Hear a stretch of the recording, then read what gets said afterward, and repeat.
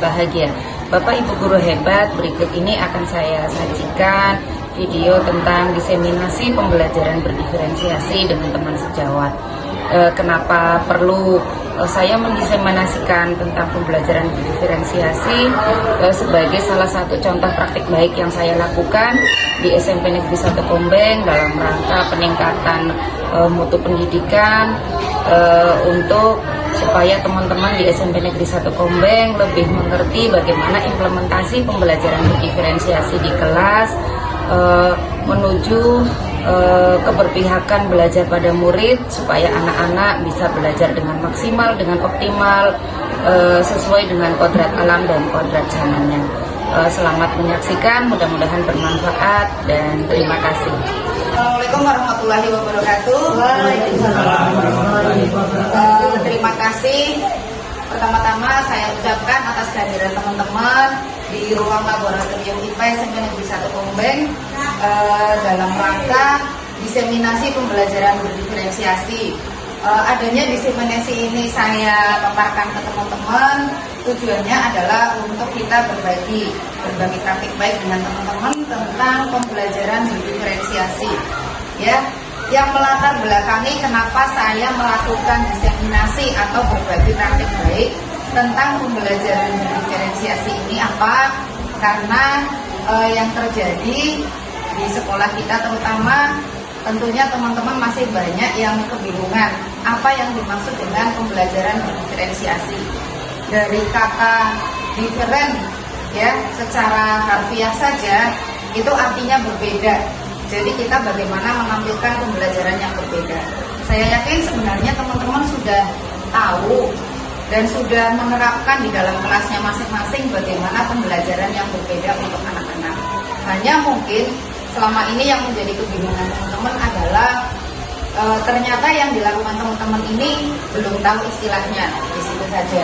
Ya, sebenarnya sudah banyak yang melakukan pembelajaran berdiferensiasi. Sekarang dari definisi saja. Pembelajaran berdiferensiasi itu apa? Pembelajaran berdiferensiasi itu adalah pendekatan pengajaran yang menyesuaikan metode, materi, dan proses pembelajaran untuk memenuhi kebutuhan belajar siswa yang beragam di dalam kelas. Tujuan utamanya untuk memaksimalkan potensi setiap peserta didik. Ya, seperti kita tahu di dalam kelas kita itu kan pasti anaknya heterogen, ya, beragam, baik dari latar belakang, suku, budaya, agama, maupun yang utamanya adalah tingkat akademik. Tingkat kematangan akademik mereka yang berbeda-beda ini yang kadang menjadi persoalan kita sebagai pengajar, bagaimana caranya kita membawa anak-anak kita untuk semuanya mampu meraih atau mampu menerima dan menyerap apa yang kita sampaikan di dalam kelas. Tentunya ketika kita masuk ke dalam kelas kita membawa modul ajar atau RPP ya. Nah, di dalam modul ajar kita pasti yang pertama disampaikan apa? Tujuan pembelajaran. Ya, tujuan pembelajaran itu kan adalah sesuatu yang akan kita raih, yang kepengen kita capai, sesuatu yang kepengen anak-anak kita itu nanti juga bisa mengerti apa yang sesuai kita inginkan. Tetapi pada realitanya kita menghadapi anak-anak yang sangat berbeda. Kadang-kadang ada anak yang kita berikan sekali langsung menangkap, ada yang beberapa kali baru menangkap, ada yang bahkan berkali-kali tidak bisa menangkap. Nah, kadang itulah yang menjadikan beberapa teman-teman termasuk saya pribadi merasa kebingungan bagaimana caranya supaya saya bisa memenuhi kewajiban saya sebagai guru, yaitu menyampaikan materi pembelajaran dan materi pembelajaran saya bisa tercerap secara maksimal oleh anak-anak. Makanya kita perlakukan pembelajaran yang berdiferensiasi. Apa itu pembelajaran yang berbeda?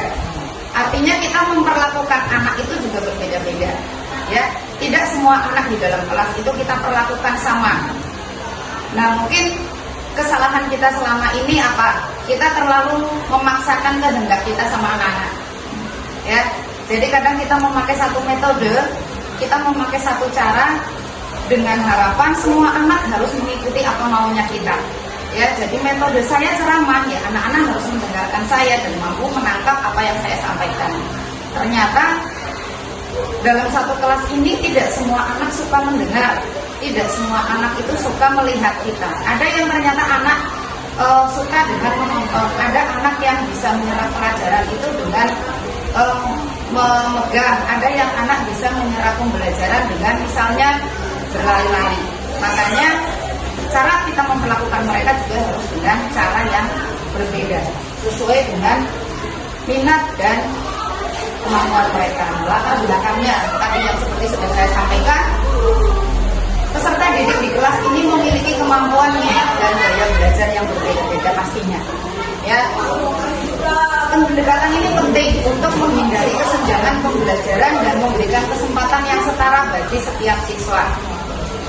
Kadang tanpa sadar ya, ketika kita mencatat, memberikan rumus saja, menanyakan sudah atau belum, pasti sebagian besar ada yang bilang sudah, sebagian juga ada yang bilang belum.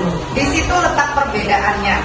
Ya, ternyata tingkat kecepatan menulis saja anak-anak berbeda. Ya, ada yang bisa menulis dengan cepat, ada yang lambat.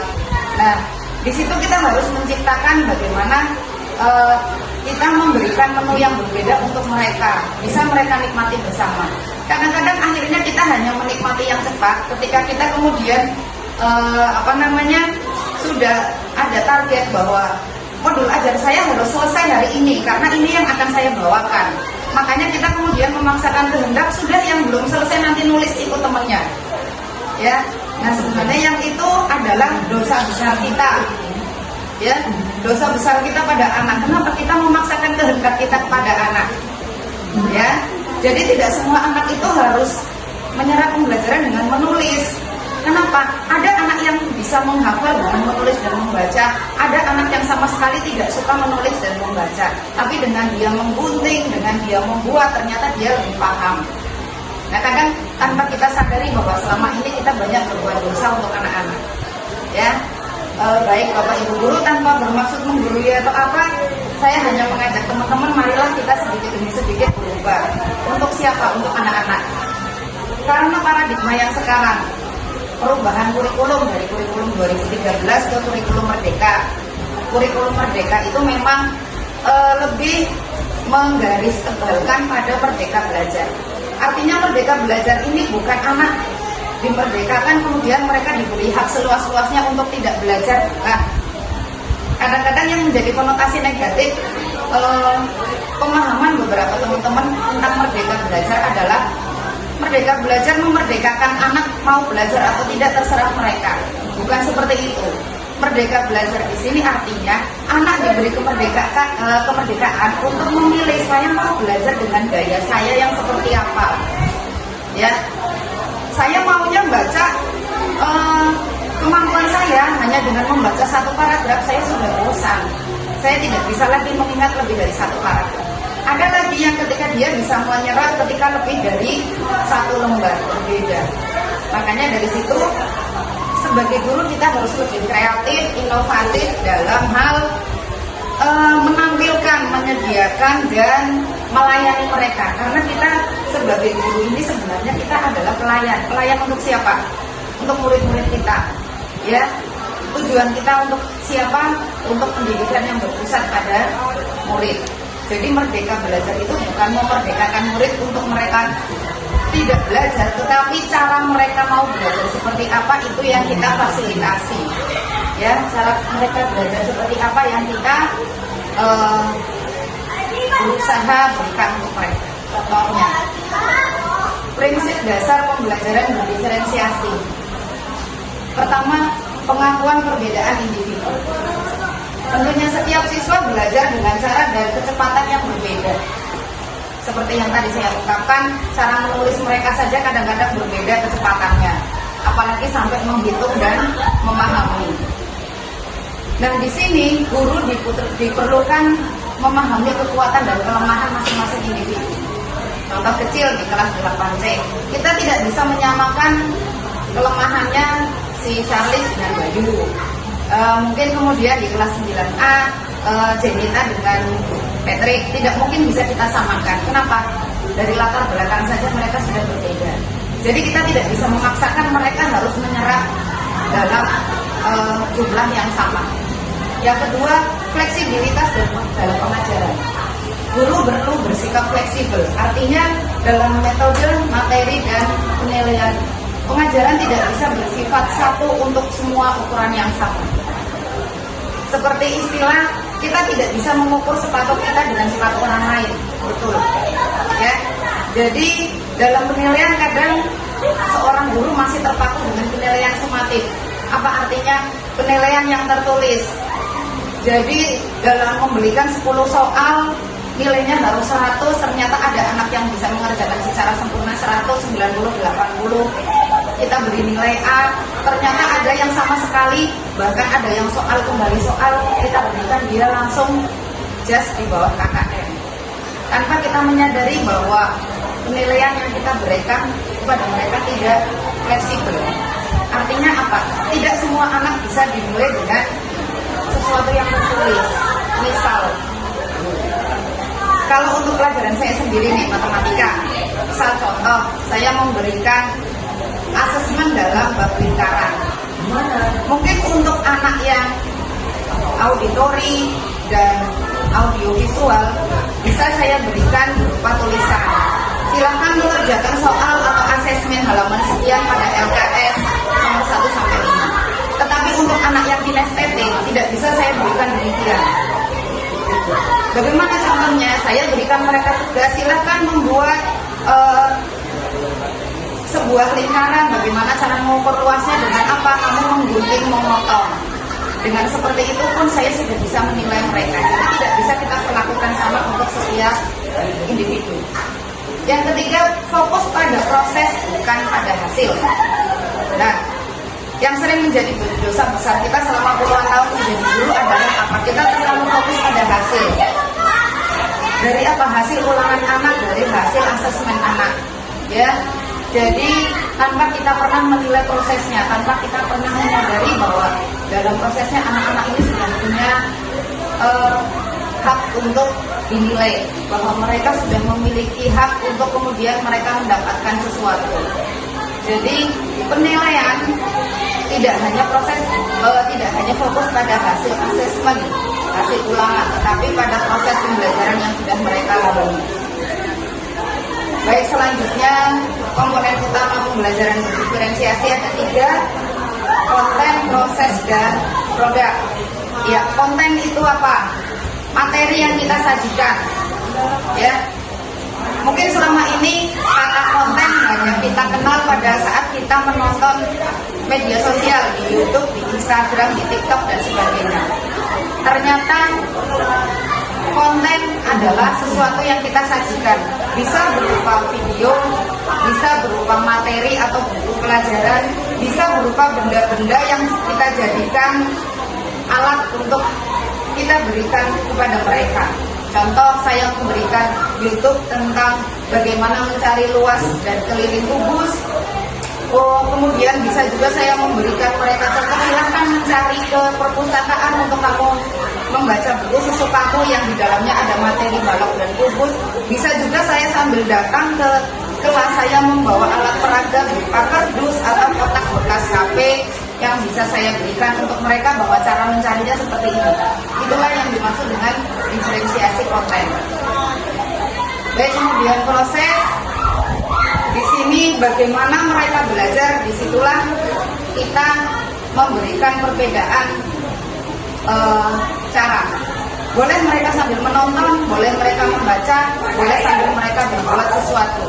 Misalnya dengan membongkar kardus, membongkar kotak, dan sebagainya. Terakhir ke diferensiasi produk. Nah, di sini lebih pada produk biasanya yang akan kita ambil nilainya, ya. Jadi diferensiasi produk itu tidak harus berupa lembaran kertas yang berisi jawaban anak-anak. Biasanya kita terlalu terfokus ke situ, ya. Tetapi apa? Produk mereka beda-beda. Anak yang visual, apalagi Gen Z sekarang, lebih senang ketika mereka diberi tugas yang berhubungan dengan gadget. Maka cara kita sebagai guru berinovasi apa? Nah, misalnya untuk kamu menguraikan rumus teorema Pythagoras, silakan ibu minta kamu membuat konten dalam bentuk desain Canva atau dan sebagainya. nanti kita tayangkan bersama-sama. Ada juga yang misalnya silakan kamu membuat berupa presentasi dengan menempelkan kertas-kertas post-it pada lembaran kertas juga bisa. Jadi berbeda-beda cara kita menilainya tergantung dari bagaimana proses yang mereka lewati. Dan penerapan di dalam kelas, apa yang harus kita terapkan? Pre-assessment, artinya apa? Asesmen awal yang kita lakukan untuk kita bisa melihat dan kita bisa mengetahui kebutuhan belajar mereka, gaya belajar seperti apa yang mereka inginkan. Kemudian komunitas belajar atau kelompok belajar fleksibel. Jadi kita kelompokkan anak-anak sesuai dengan kebutuhan belajarnya. Anak yang auditori dengan auditori, anak yang visual dengan visual, anak yang kinestetik dengan anak yang kinestetik. Ternyata itu lebih efektif. Kemudian penugasan bervariasi. Seperti tadi yang saya terangkan, bahwa tugas pada mereka tidak bisa serupa ketika mereka memiliki minat dan bakat yang berbeda juga. Dan kemudian yang terakhir, penggunaan teknologi. Saat sekarang kita tidak bisa terlepas dari teknologi tentunya. Jadi bagaimana caranya kita memanfaatkan alat-alat teknologi yang mendukung diferensiasi seperti aplikasi atau platform pembelajaran yang dapat disesuaikan dengan kemampuan siswa. Ya, di situ bisa kita manfaatkan. Keuntungan pembelajaran berdiferensiasi yang pertama, meningkatkan keterlibatan siswa. Siswa pasti lebih tertarik dan termotivasi ketika mereka belajar sesuai gaya belajar dan minat mereka. Tidak ada keterpaksaan di situ. Mereka akan lebih menikmati proses belajar. Kemudian potensi siswa akan lebih maksimal ketika mereka merasa bahwa saya diberi kebebasan untuk memilih. Kemudian yang ketiga, menciptakan lingkungan belajar yang inklusif. Artinya inklusif di sini adalah siswa merasa dihargai dan didukung dalam proses belajarnya. Ya, jadi dia sama sekali tidak merasa terpaksa.